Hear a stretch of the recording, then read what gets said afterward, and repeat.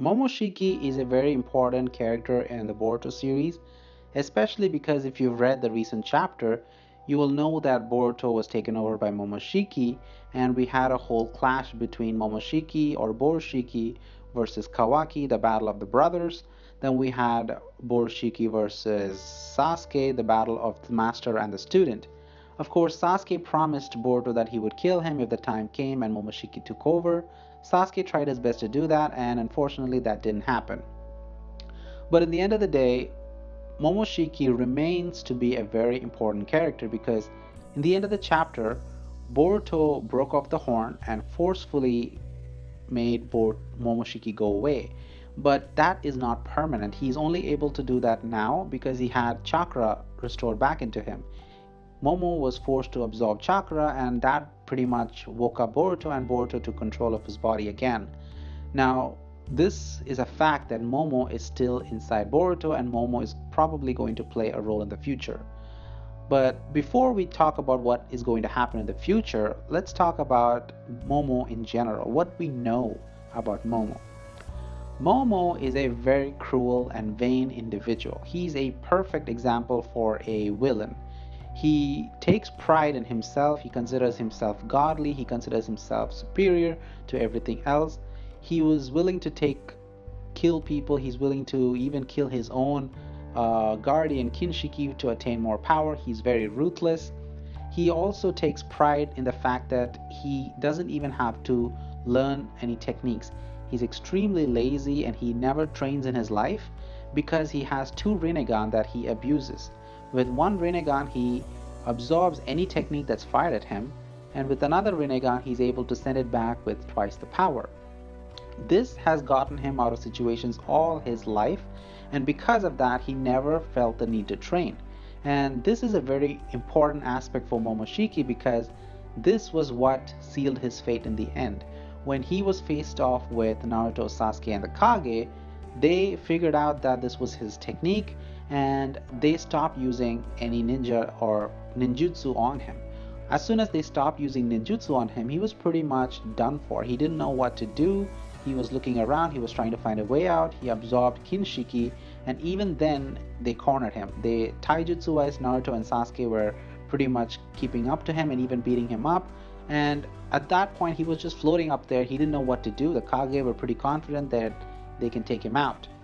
And then Karasuke came in. Karasuke fires at him with the ninja tool, scientific ninja tool, and he gets all the techniques back. He uses the shadow technique to bind them from Shikamaru, and that's where the whole situation started. But this shows that Momo is purely reliant on other people's techniques. Without them, he's nothing. Even after fusing, he was relying on Kinshiki's abilities to fight because he was using the weapons and the physical power from Kinshiki. So, normal Momo is not that strong.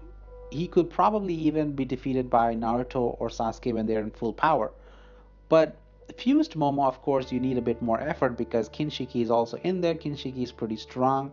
He brute power wise, he was able to keep up with Sasuke. Speed wise, he was able to keep up with Sasuke. All that good stuff.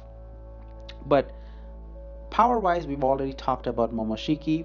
When it comes to his personality, also we've understood that he's a pretty vain, vindictive, inferior. He has an inferiority complex against humans. He considers himself a godly being. All that stuff.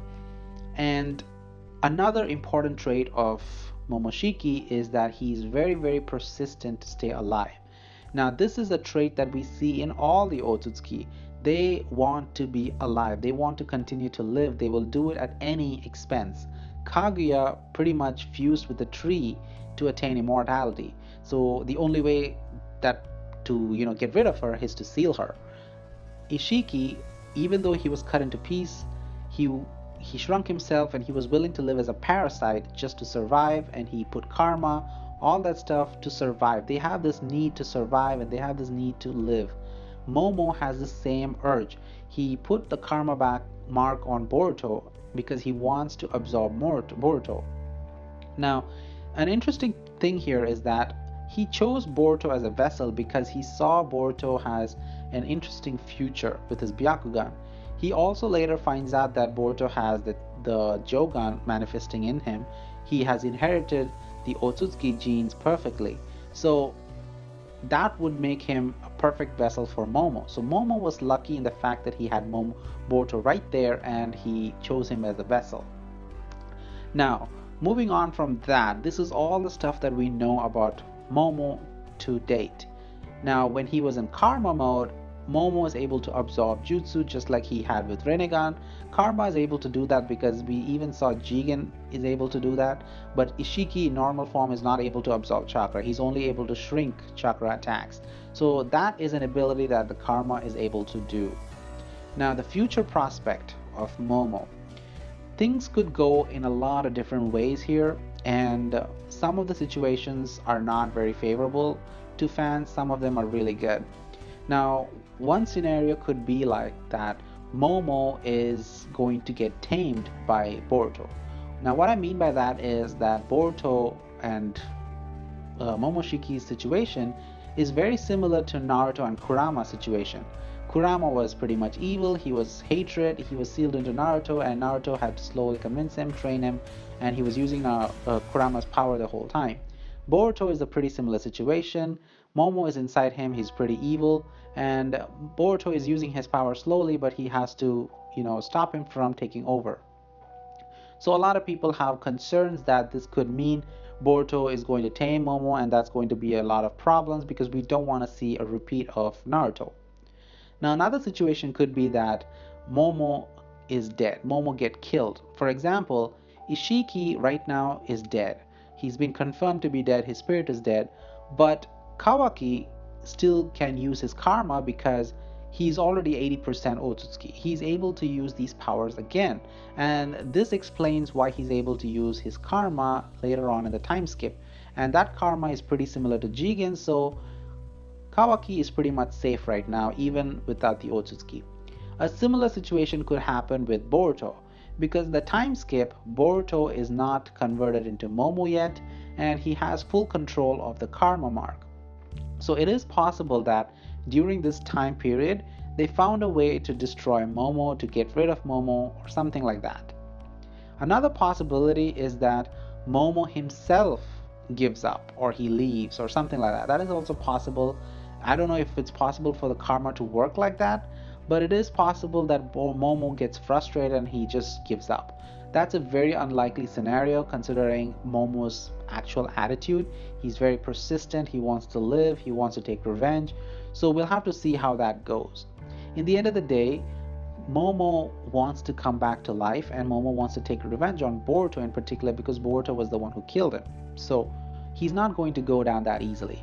But as we see in the time skip, Boruto is still Boruto, and Boruto has full control of the karma.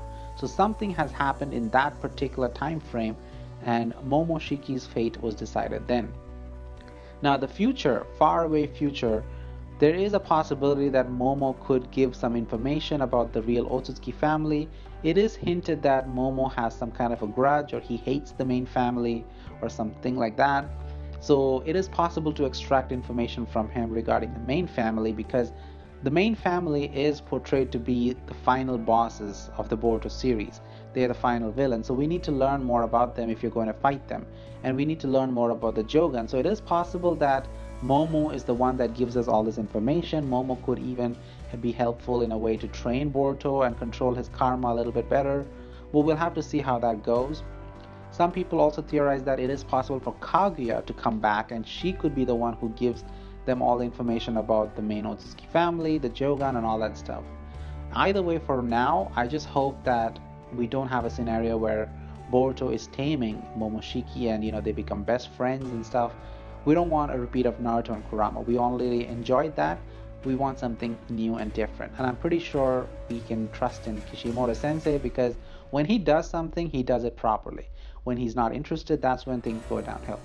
Anyway, thank you for watching this video. This is all I have to talk about Momoshiki. This is all we know about Momoshiki. Hopefully we'll find out some more information in the future. Thanks for watching, and I hope you have a good one. Bye.